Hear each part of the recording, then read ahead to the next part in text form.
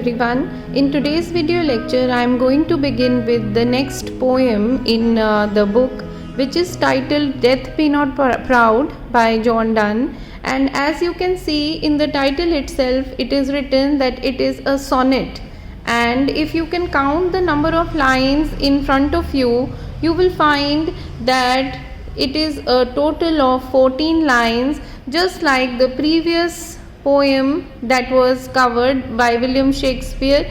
And now this again is a sonnet, but it is when you will do the poem with me and you will understand the meaning of the poem as well as the structure of the poem, you will find that this poem definitely is quite different, not only in theme but also in structure and also in the type of explanations and poetic devices that the poet has used. But before we begin with the poem itself, we must know something about the poet, and the poet that we have picked is John Donne. And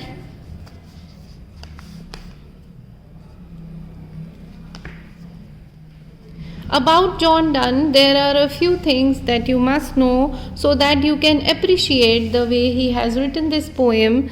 John Donne. He was a poet who came into popularity and who started writing after William Shakespeare. And if you can see in your book also, John Donne was born in the year 1572 and he died in 1631. So in his lifetime, John Donne was a poet, a scholar, he was also a soldier, and most prominently he was a cleric. Cleric means that he was a part of the church, he was like a priest. The type of poetry that John Donne wrote is called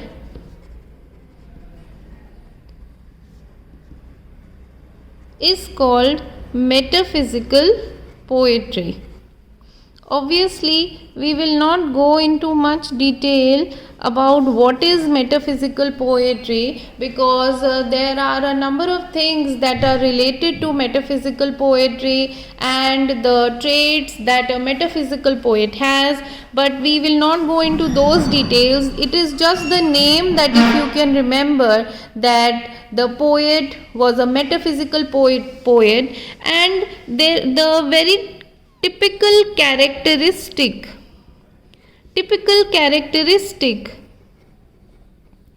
of his poetry that you will find in this poem also was the use of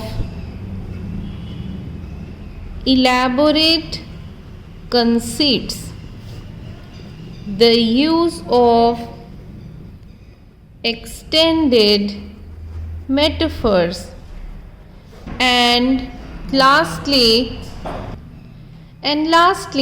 also that the very different ideas that he brings together, very different ideas are brought together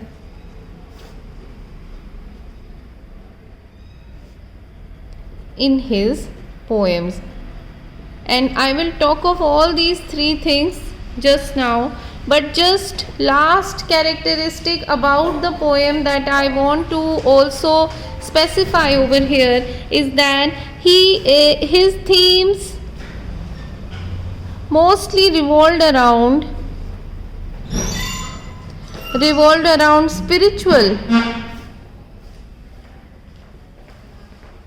spiritual and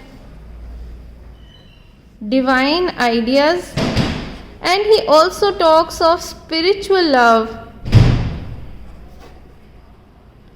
as well as physical love. This also I will discuss just now, but first of all, these are the few things that you must remember about John Donne before we start doing the poem. And now let us talk about these characteristics that I have written. What is the meaning of elaborate? Elaborate का मतलब होता है जो बहुत काफ़ी लंबा, छोटा नहीं, ठीक है, काफ़ी लंबा, काफ़ी घुमावदार. कंसीट का मतलब होता है कंपैरिजन. तो जॉन डन सीधे स्पष्ट कंपैरिजन नहीं करते. He does not make very straight forward comparisons. He makes very elaborate comparisons. In the same way he makes use of very extended metaphor. अब मेटाफर भी एक टाइप का comparison ही होता है. We have done this in the previous poem, how metaphor is also a type of comparison, but they are extended, they are not short. He will not just cover a comparison in one line or maybe a few words. He will take it very long with him. Sometimes his whole poem is like a metaphor, so they are very long and extended. And thirdly, his ideas that he brings together, that he involves in his poem, those ideas are very different. He will not say, if somebody says she is as beautiful as a rose, that is not a different idea, that is not a new idea, that is something that any reader would be very easily able to understand. But the way he uses conceits, metaphors and different ideas, it makes the poem difficult for the reader to understand. So it takes a lot of brain. John Donne himself was a very intelligent man. Please remember this. And he wants his reader also to be intelligent so that he can understand what involves in the poetry. And lastly, he is a very spiritual person. I have written over here also that by profession also John Donne was a cleric. Cleric का मतलब होता है जो church में जिसकी एक post रहती है प्रीस्ट के जैसी. तो क्योंकि वो एक क्लेरिक है, भगवान के बहुत क्लोज हैं, तो इसीलिए उनकी पोएट्री में भी काफ़ी स्पिरिचुअल और डिवाइन आइडियाज़ नज़र आते हैं. भगवान की बात वो करते हैं. And at the same time he talks of spiritual love. He talks of the love of the soul and also the earthly love, the physical love that one person has for another. So he actually brings together both the ideas of spiritual and physical love. So these are some important things about John Donne. I have told you that किस साल में पैदा हुए, किस साल में उनकी death हुई और अपनी उम्र में उन्होंने किस किस तरह के काम किए, किस टाइप की पोइट्री वो लिखते थे. और उन्होंने काफ़ी ज़्यादा सोनेट्स लिखे हैं डेफिनेटली, जिनमें से एक सोनेट, उनकी सोनेट कलेक्शन का नाम था होली सोनेट्स. ये लव सोनेट्स नहीं है, ये होली सोनेट्स हैं, क्योंकि उन्होंने लव सोनेट्स भी काफ़ी लिखे हैं. लेकिन हम आज जो सोनेट आपकी बुक में दिया है and which we are going to cover is this sonnet, death be not proud. Before starting the poem, we must also discuss the title of the poem, just like we had done for the previous poem. So the title of the poem, Death Be Not Proud, it gives us the theme of the poem. It actually tells us what the poet wants to say in this whole poem. His idea, his main idea that he wants to present in the poem is very clearly stated in the title itself, Death Be Not Proud. And it is a very unusual, ऐसा title आपको ज़्यादा सुनने को या देखने को नहीं मिलता. It is an unusual title where the poet actually is telling death to not be proud of its power. Obviously, it is a very common idea that death is very powerful. किसी से भी पूछिए, कोई भी आपको ये कहेगा कि हाँ, डेथ से ज़्यादा पावरफुल, शक्तिशाली कोई नहीं है. लेकिन तभी हम कहते हैं that John Donne brings very new ideas, because he says that death is not powerful at all. And if it is not powerful, it has no reason to be proud of itself, proud का मतलब होता है अहंकारी होना, तो उसको कोई अहंकार करने की कोई बात नहीं है, घमंड करने की कोई बात नहीं है, क्योंकि पोएट के हिसाब से डेथ में किसी किस्म की कोई ताकत या पावर या ऐसा कुछ भी नहीं है कि हम उससे डरें. He stresses the fact that to be afraid of death is foolish. So when we will start reading the poem, we will also realize that he tells us that don't be afraid of death. If you are afraid of death, then you are a fool. This is the main idea of the poem, and he just not says it. वो सिर्फ कहने के लिए नहीं कहता है. He is a very clever and intelligent person. I have told you this before that he is very clever. If he says something, he proves it also. अगर उसने ये बात कह दी कि डेथ को घमंड करने की कोई ज़रूरत नहीं है, he will prove to you.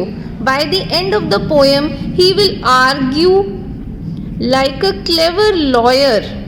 जैसे एक लॉयर अपनी बात को प्रूव करके दिखाता है, अपना केस आगे रखता है, तभी तो वो केस जीतता है. In the same way the poet also argues like a clever lawyer and proves to the reader that whatever he has said is correct. तो अगर उसने कह दिया कि डेथ पावरलेस है, डेथ में कोई पावर नहीं है, then in the poem by the end, जब तक पोएम खत्म होगी, the reader will also agree that yes what the poet has said is absolutely correct. Now after doing something about the poem and the title of about the poet and title of the poem, we will also do the structure of the poem, and for that please just look at the poem itself. This poem is of 14 lines, and for the 14 lines we are going to make a division over here: 1 2 3 4 5 6 7 8, and you can see a full stop also here. So this 8 lines,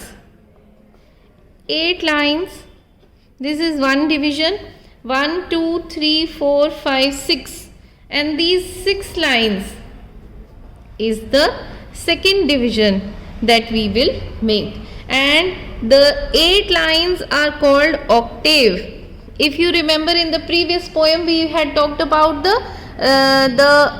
stanza which had 4 lines, the quatrain, and now it is 8 lines, octave, and the 6 lines, the last 6 lines, they are called the sestet. And you must remember these 2 words that I have written, the octave and the sestet. And here the reason for dividing the poem of 14 lines into 8 and 6 is that this is a form of the Petrarchan sonnet. It is also called the Italian sonnet. So if you just have a look here, that this is not the Shakespearean sonnet. This is a different type of sonnet. Even though it has 14 lines, we divide it into 8 plus 6. And in the first 8 lines, you will see that the poet is talking about something, and in the last 8 lines, he is either elaborating or giving us some examples, or he is stressing his case further. So this is how he divides. And if you look at the rhyme scheme of the poem, you will see how it is D, and we put an A over here, and then we have a so, which will be B. So and throw are rhyming, so B again. I hope you have understood. A, B, B, and me is rhyming with D, so A, B, B, A, and again B, which is A. Flow rhyming with throw and so it is B. Go, again B, and re rhyming with B, so A. A B B A B B A. This is the rhyme scheme of the first 8 lines. The octave, this is one rhyme scheme of the octave. And let us see about the sestet, the last 6 lines. It is C D D C. If you see here, men is C, dwell and well D D, then and men C, and last eternally and die E F. Okay, so these are the 6 lines C D D C E F. This is the rhyme scheme of the poem, and I hope when you are writing something about the poem, you will include the rhyme scheme also, which is very important.